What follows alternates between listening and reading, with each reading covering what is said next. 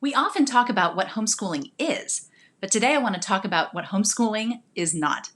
My name is Allison Morrow. I'm the founder of goodschooling.net. Today, let's take a look at 5 different things that homeschooling most definitely is not.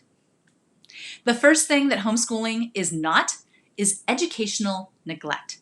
This is one of those things that people will sometimes throw out there as a reason why homeschooling is not good or is bad for kids. They'll talk about parents who bring their kids home and then let them play video games all day, or parents who let their kids stay home all day while they go to work and the kids do nothing all the time.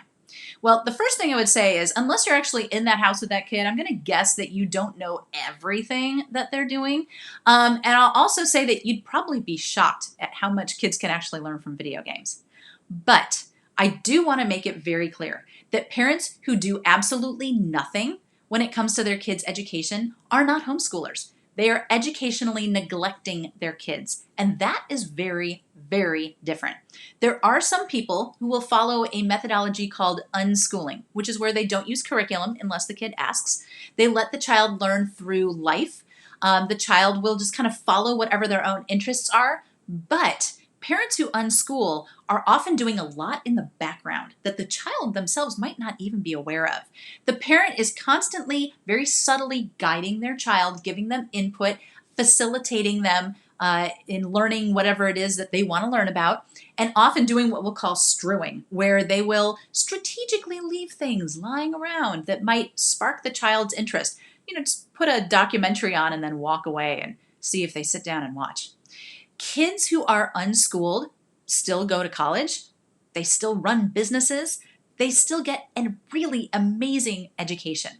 Even unschooling is not educational neglect. So whenever you think about homeschooling and the various different ways that you can do it, you do need to realize that unless you as the parent are completely leaving your child alone, it is not going to be educational neglect. And that people who have absolutely no interest in actually educating their kids and really are just kind of letting them roam and do whatever they want, and they aren't keeping tabs on them, and they're not tracking at all what their child is doing, and they really don't have any kind of plan or any kind of structure, even in the background of what it is that they're doing with their child. That is not homeschooling. That is educational neglect. The second thing that homeschooling is not is inferior to public school.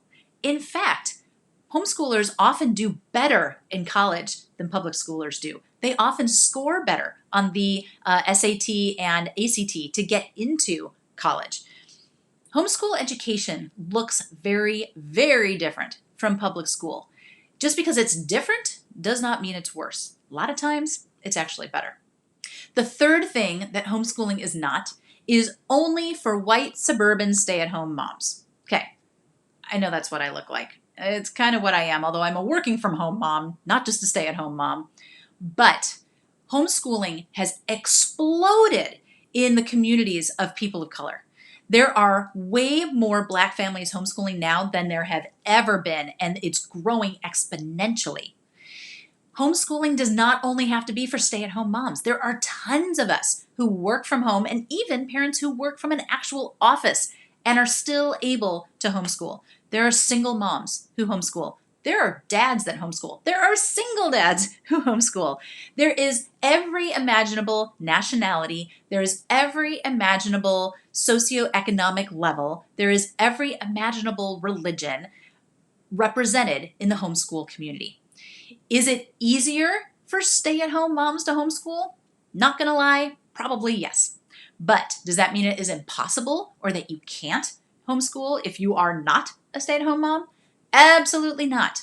I have worked personally with families of all sorts, and very few have ever been actually stay-at-home moms. A lot of them are working moms. A lot of them are moms who aren't necessarily holding a job, but do a ton of volunteer work or have things that they're very passionate about that they also do on top of homeschooling. They're not just sitting around looking for something to fill their time.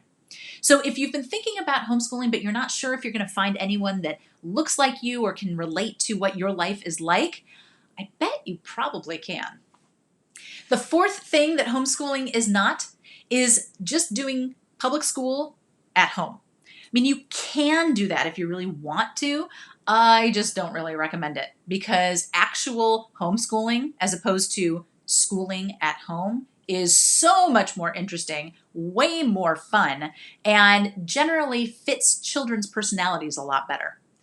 When you homeschool, you're not just taking what they do in public school and doing it at your couch or at your dining room table. You are completely turning education on its head. You are approaching it in a completely different way. And yes, you get to do it in your pajamas, which is pretty fun, but that is not the only difference. And just because you bring public school home and put it at your kitchen table does not turn it into homeschooling. Homeschooling is so much more. And if you're struggling to think of education as looking like anything except what you see in public schools, then you definitely want to spend some time deschooling. I will put some resources for that in the description of this video. The last thing that homeschooling most definitely is not is pandemic schooling. So many of you were forced to do public school at home virtually with your kids. And while you were, yes, doing that from home, virtual public school is nothing like homeschooling. It is even less like homeschooling than school at home is, which we just talked about a second ago.